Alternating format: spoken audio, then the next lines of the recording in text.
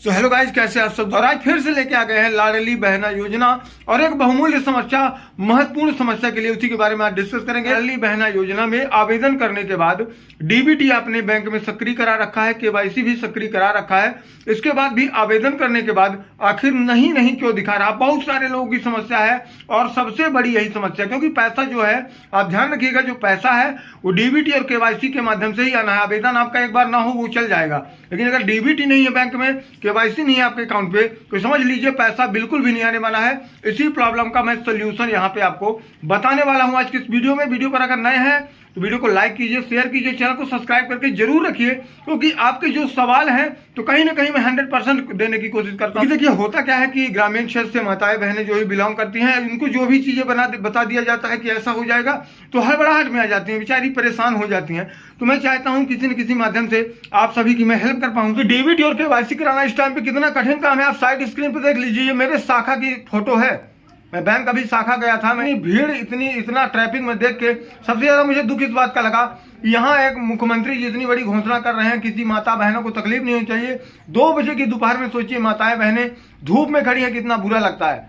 और DBT KYC कराने के बाद भी आपको ये अगर देखने को मिले आवेदन में कि नहीं है, तो वो भी कितना बुरा लगता है। घबराने परेशान होने की बिल्कुल भी जरूरत नहीं है। देखिए लाडली बहना योजना का आवेदन जब आपने किया था, तब उस टाइम में आपका डीबीटी नहीं था, और या कि आपका पहले से डीबीटी केवाईसी था, उसके बाद आपने आवेदन किया। दोनों चीजें आप लोग ध्यान से समझिएगा, वीडियो को स्किप मत कीजिएगा, नहीं आप बोलेंगे फिर आप सवाल करेंगे कि सर ऐसा यहाँ पे मैं नहीं समझ पाया।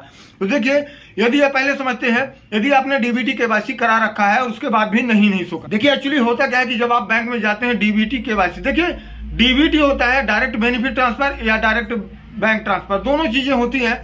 और आपने हो सकता है बैंक में अपने आवेदन दिया हो और आवेदन पर आपकी कार्रवाई न हुई हो, तो आपका जो डीबीटी है वो यहाँ पे सक्रिय नहीं हो पाए, क्योंकि जो आधार कार्ड ऑलरेडी आपका लिंक है उसको डिलीट करने के बाद, यदि बैंक कर्मचारी जब उसको डिलीट करेगा, इसके बाद जब नया आधार कार्ड, वही आधार कार्ड आपका फिर से फीड करेगा, तब डीबीटी का ऑप्शन आता है और यहाँ पे डीबीटी का ऑप्शन आएगा, इसके बाद कंप्लीट होगा। तो या तो बैंक कर्मचारी ने यहाँ पे आपका आधार कार्ड डिलीट ही नहीं किया और डिलीट करने के बाद रीअप्लाई नहीं किया, रीफीडिंग नहीं हुई, इस वजह से आपका यहाँ पे ऐसा शो कर रहा है, या तो फिर बैंक कर्मचारी ने भी आपका आवेदन होल्ड कर रखा। तो इसमें परेशान होने घबराने की जरूरत नहीं है। दूसरी कंडीशन ये है कि आपने आवेदन कर दिया है, 6 दिन हो भी चुके हैं, लेकिन इसके बाद भी आपका यहाँ पे टेंशन बनी है कि 6 दिन हो गए हैं, जब यहाँ पे छुट्टियां फंस गई, ढेर सारी चीजें हो गई और यहाँ पे परेशानी बढ़ गई कि यार 6 दिन हो गए, अब मैं क्या करूँ। इसमें परेशान होने की जरूरत नहीं है। 30 अप्रैल तक आवेदन होना है। 30 अप्रैल के बाद यहाँ पे सिंपल सा 15 मई तक आपका करेक्शन होना है। तो 30 अप्रैल तक यदि आप नहीं करा पाए हैं, 6 दिन को आप इग्नोर कर दीजिए। वो देखिए शासन की गाइडलाइन है, आपको यदि करा पाते हैं तो 6 दिन में कराइए, लेकिन अगर सपोज नहीं करा पाते हैं तो आप 30 अप्रैल तक करा सकते हैं। 30 मई तक यहाँ पे करेक्शन है, आप वहां तक भी करा सकते हैं, कोई दिक्कत की बात नहीं है। और यदि आपने फॉर्म वहां पे दे रखा है, आवेदन कर दिया है, तो डोंट वरी, परेशान होने की बिल्कुल जरूरत नहीं है। जो भी बैंक कर्मचारी है उनको भी कहीं ना कहीं से फोर्स है, 30 अप्रैल तक आपका जो आवेदन है वो अपडेट कर देंगे और आपका ऑटोमेटिक यहाँ पे अपडेट हो जाएगा। देखिए एप्लीकेशन जब आपने फीड किया तब नहीं था, इसलिए नहीं शो कर रहा है। क्योंकि बहुत सारे लोगों का क्वेश्चन ये भी आया कि सर मैंने आवेदन किया था लेकिन अब पावती डाउनलोड कर रहा हूँ, डीबीटी कराया हूँ, फिर भी नहीं। देखिए जब आपने आवेदन किया था तब नहीं था, इसलिए पावती आप चाहे जब भी डाउनलोड करें आपको नहीं ही शो करेगा, क्योंकि जब आपने एप्लीकेशन में जो आपकी फीडिंग हुई है वही आपको पावती दी जा रही है। ऐसा नहीं कि आपने एप्लीकेशन फीड किया, 2-3 दिन बाद आपने वहाँ पे अपडेट करवाया और उसके बाद आप पावती निकालेंगे तो आपको यहाँ पे सक्रिय बताएगा, ऐसा नहीं है। जब आपने आवेदन किया तब आपका यहाँ पे डीबीटी सक्रिय नहीं था और उसी की पावती आपको कंटिन्यू मिलेगी। तो आपको परेशान होने की, घबराने की जरूरत नहीं है। बैंक कर्मचारी को यदि आपने आवेदन अपना दिया है तो ऑटोमेटिक आपको वो सक्रिय करके ही देंगे, क्योंकि उनके ऊपर कहीं ना कहीं ऊपर से फोर्स है और 30 अप्रैल तक कंप्लीट करके उनको भी देना है।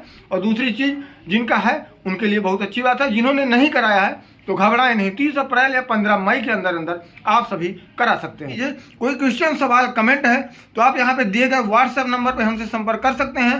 देखिए संपर्क करने का, क्योंकि मैं अपना एक टाइम देता हूँ, 5 रुपए प्रति मिनट चार्ज है। जितनी मिनट आपको बात करनी होगी उतनी मिनट की आपको वहाँ पे पेमेंट करनी होगी, क्योंकि अगर मैं इसको फ्री कर दूंगा, निःशुल्क कर दूंगा, तो ऐसे भी फोन, यानी बिना मतलब के क्वेश्चन करने वाले भी फोन आएंगे। लेकिन यदि आपको बात करनी है तो 5 रुपए प्रति मिनट चार्ज है और वही लोग हमको फोन करेंगे जिनको आवश्यकता है।